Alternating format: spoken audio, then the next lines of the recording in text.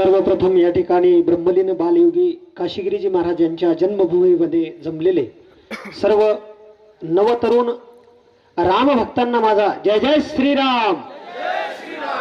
मला कल्पना आहे तुमच्या टाळ्या मला सांगून जातात तुम्हाला काय गरजेचं आहे, तरी मी तुमचा जास्त वेळ घेणार नाही। एक तास दीड तासामध्ये मी तुम्हाला मोकळं करणार आहे। व्यासमंचावर उपस्थित असणारे काशी विश्वेश्वर आश्रमाचे महंत बालयोगी सर्वानंद सरस्वतीजी महाराजांच्या चरणावरती प्रणिपात करतो।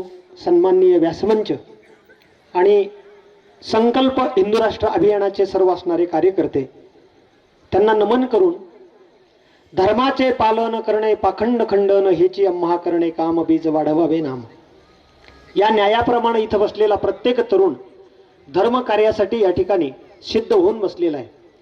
आणि 5 मिनिटं मी वेळ घेणार आहे, कृपया उठू नका। काही महत्त्वाच्याच गोष्टी मी सांगणार आहे। अगोदरच्या वक्त्यांनी काय सांगायचं होतं तेवढं सगळंच सांगून टाकलं। माझ्याकडे जे सांगायसारखं होतं ते पण त्यांनी सांगितलं, त्याच्यामुळं माझ्याकडे जास्तीचं सांगण्यासारखं काही त्या ठिकाणी नाही आहे।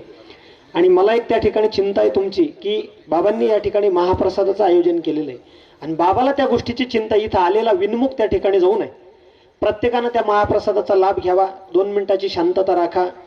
आमच्या कारसेवकांनी त्या ठिकाणी 200 किलोमीटरचा प्रवास त्या ठिकाणी पायी केला। आम्हाला 2 मिनिटं त्या ठिकाणी शांत जर राहता येत नसेल तर आपण कसले हिंदू याचं जरा आत्मपरीक्षण करा। या ठिकाणी बसलेले थोर थोर महात्मे आपल्या खाली आहे। बरेच जणांना त्या ठिकाणी प्रश्न असेल, कार्यक्रम हा एखाद्या राजकीय पक्षाचा तर नसेल, परंतु धर्म रक्षावया अवतार घेसी आपुल्या पाळीशी भक्तजना, ज्या प्रभू रामचंद्रानं या ठिकाणी तुमच्या आमच्या करता अवतार धारण केला आणि तुमच्या समोर आदर्श ठेवला, सर्वश्रेष्ठ पती म्हणून प्रभू रामचंद्राकडे बघितल्या जातं, सर्वात प्रिय मित्र म्हणून प्रभू रामचंद्राकडे बघितल्या जातं, प्रिय पुत्र म्हणून प्रभू रामचंद्राकडे बघितल्या जातं। असे मर्यादा पुरुषोत्तम प्रभू रामचंद्र 500 वर्षे त्या ठिकाणी मंदिराच्या प्रतीक्षेत होते आणि आपल्या स्वतःच्या घरामध्ये त्या ठिकाणी विराजमान होणार आहे। हा आनंदाचा उत्सव त्या ठिकाणी आपण 22 जानेवारीला साजरा करणार आहोत, म्हणून आपण सर्वजण या ठिकाणी एकत्रित आहोत। हा संकल्प आहे। काय कारण होतं?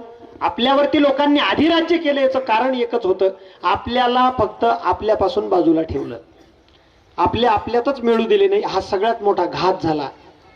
आणि सांगू का तुम्हाला, इथं बसलेल्यापैकी तेच लोक उठून जातात की ज्यांचं आपलं आपल्याशिवाय पटत नाही। थोडं अवघड जातंय ना ऐकायला, जड आहे। तुम्हाला एक गोष्ट सांगतो, गोष्ट काही शास्त्रातली नाही, एखाद्या ग्रंथातली नाही, किंवा एखाद्या शास्त्राचा वेदाचा असणारा पुरावा नाही, पुरावा आपल्यातला देतो, तुम्हाला लक्षात येऊन जाईल। तुम्हाला खरं सांगू का, आपल्याला बाकीच्या लोकांपेक्षा आपल्याच लोकांचा त्रास जास्त आहे। कसं सांगू? एका गावामध्ये गावाच्या कडेला फसाट्या होत्या, फसाट्या पळखाट्या कळतात तुम्हाला, सगळे शेतकरी आहेत, जवळपासचेच आहेत। कपाशीच्या उपटलेल्या पळखाट्यांच्या त्या ठिकाणी एकत्रित गंजा घातल्या, म्हणजे गावाच्या आजूबाजूला फसाट्या असतात। त्या फसाटीमध्ये एकच विनंती आहे, हा खोपा सोडून फक्त बाहेर जाऊ नका। मी 4 घरं शिल्लक तुमच्यासाठी मागेल, 4 लोकांचा मार खाऊन त्या ठिकाणी भाकरी आणेल आणि त्या भाकरीचं दूध बनवून तुम्हाला पाजेल, फक्त तुम्ही खोपा सोडू नका। वारंवार तेच सांगायचे, अरे बाळा हो, तुम्ही हा खोपा सोडून जाऊ नका, माझी एक विनंती आहे तुम्हाला। जे खोपा सोडून चालले त्यांना की खोपा सोडून, एक दिवस काय झालं, गावातली लहान लहान लेकरं त्या खोप्याजवळ गेली, त्या कुत्र्याच्या पिलांना त्या लेकरांनी बघितलं, त्यांना त्या पिलांचं आकर्षण वाटलं, म्हणून हातातली बिस्किटं त्या कुत्र्याला फेकली। त्या कुत्रीचे पिलं त्या खोप्यातून बाहेर आले आणि बाहेर आल्याच्या नंतर त्या ठिकाणी त्या मुलांना ते अबलूक वाटायला लागले, हे पिलं आपल्या घरी आले पाहिजे, म्हणून एक एक बिस्किटाचा तुकडा टाकत टाकत आपल्या घरापर्यंत घेऊन गेले। कोणाला? पिलांना। गावातले लहान लहान लेकरं मुख्य चौकात आल्याच्या नंतर मोठ्याल्या कुत्र्याने पाहिलं, अरे आपल्या वार्डात येऊन पैसे वाटप आणि आपला हात त्याच्यात पडत नाही। पळत आले महाराज ते मोठमोठाले कुत्रे, पळत आल्याबरोबर ते लहान लहान लेकरं अशोकदादा पळून गेले, खाल्लेच खाल्ले। पण त्या कुत्र्यांना एवढं रगडलं की रगडून रगडून त्या ठिकाणी त्यांना रक्तभंबाळ केलं। ते पिलं विव्हळत खोप्यापर्यंत गेले। त्या लेकरांची आई म्हणजे त्या कुत्र्यांची माय म्हणजे कुत्री तिथं आली आणि त्या कुत्रीनं त्या पिलांचे हाल बघितल्यावर त्या ठिकाणी विचारायला लागली, हे तुमचे हाल कोणी केले? मी तुम्हाला वारंवार सांगत होते की घर सोडून जाऊ नका, जग खराब आहे, जग तुम्हाला जगू द्यायचं नाही, पण तरी सुद्धा तुम्ही ऐकलं नाही, हे आता भोगत बसा तुमचे हाल.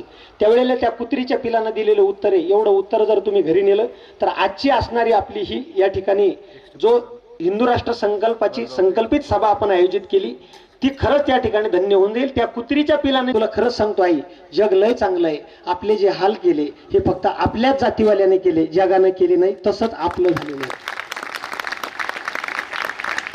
लक्षात आलं ना? एवढा संदेश फक्त घरापर्यंत घेऊन जा. आपल्या माणसाला सहकार्य करत चाला. प्रभू रामचंद्र त्या ठिकाणी 22 तारखेला विराजमान होणार आहे. प्रत्येकाच्या घरामध्ये त्या ठिकाणी दिवाळी साजरी करा, एवढी त्या ठिकाणी विनंती तुम्हाला आहे. आतापर्यंत आपण म्हणत होतो बनाएंगे मंदिर, आता मंदिर बन गया है. आणि याच्यानंतर फक्त आपल्याला एकच त्या ठिकाणी म्हणायचंय, हर घर में अब एक ही नाम, हर घर में अब एक ही नाम, एक ही नारा गूंजेगा,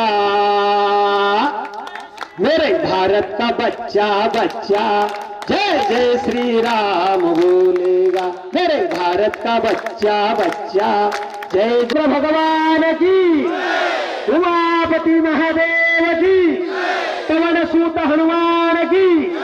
आणि दुसरी महत्वाची गोष्ट, छत्रपती शिवरायांना त्या ठिकाणी राज्याभिषेकच्या त्या कालावधीला आज 350 वर्ष पूर्ण होत आहेत. तो सुद्धा आमचा आहे. म्हणून छत्रपती